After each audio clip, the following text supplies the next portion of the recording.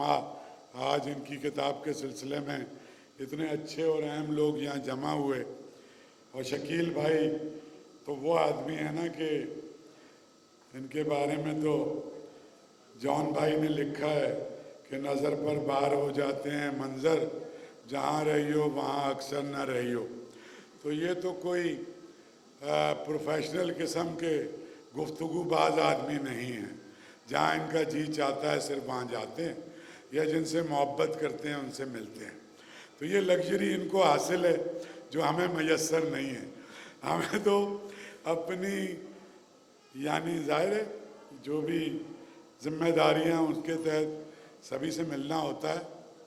اور اخلاق کی میں تقریر پوری سن رہا تھا، اتنی دیر سے بیٹھا ہوا، تو اتنا شاندار اخلاق صاحب نے جو گفتگو کی. اور یہ باتیں صحیح ہیں کہ ہم سارے کے سارے شہر کا اس شہر کی میرا خیال ہے گلوریز کو بھی یاد کرنا چاہیے. اور اس شہر نے کتنا بڑا ادب پروڈیوس کیا، اس کا کتنا بڑا پورے ہندوستان کا ثقافتی ورثہ اٹھ کے ہجرت کر کے یہاں آ گیا. اس کا ایک تابناک ماضی ہے. یہاں ایسے ایسے لوگ آج قبرستانوں میں ہیں کہ وہاں آپ کو اندازہ ہوگا کہ کیسا شہر تھا اور کیا لوگ تھے. اور برباد کراچی میں تو نہیں کہہ سکتا کیونکہ میں نے تو ہجرت کی نہیں خالد فاطمی کی طرح. اتنا بہادر آدمی بھی اتنا بزدل نکلا کہ اس شہر کو چھوڑ کے 20 سال باہر رہا. تو میں تو نہیں گیا کبھی بھی.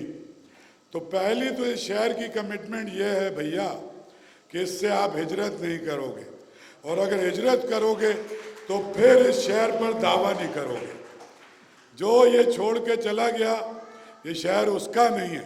جو ہجرت کر کے آ گیا گوجرانوالے سے، چیچو کی ملیاں سے، یا پشاور سے، یا حیدرآباد دکن سے، یا بہار سے، کہیں سے بھی، اور اس مٹی میں رچ بس گیا اور اس شہر کا ہو گیا، یہ شہر اس کا ہے. تو تم لوگ اختیاری جالا وطن ہو، تو تمہارے ساتھ مجھے کوئی ہمدردی اس سلسلے میں نہیں، بالکل بھی. جال بھائی السلام علیکم.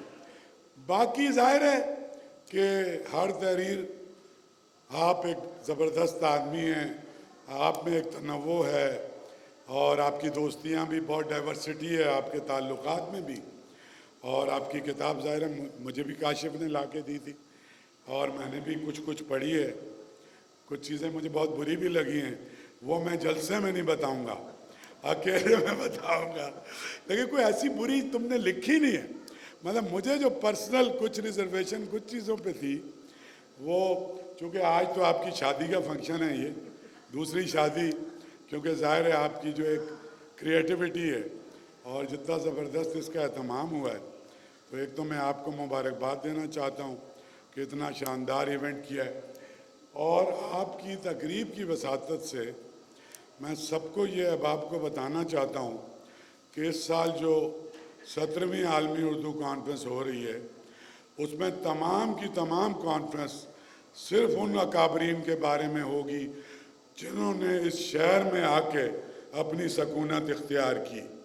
یعنی جو ہجرت کر کے کہیں سے بھی آئے، میرا مسئلہ نہیں ہے، چاہے وہ حیدرآباد سے آئے، چاہے وہ شیخ ایاز شکارپور سے آیا، چاہے وہ عمر جلیل آیا، کاشف رضا آیا، جو جہاں سے آیا، جو اس شہر میں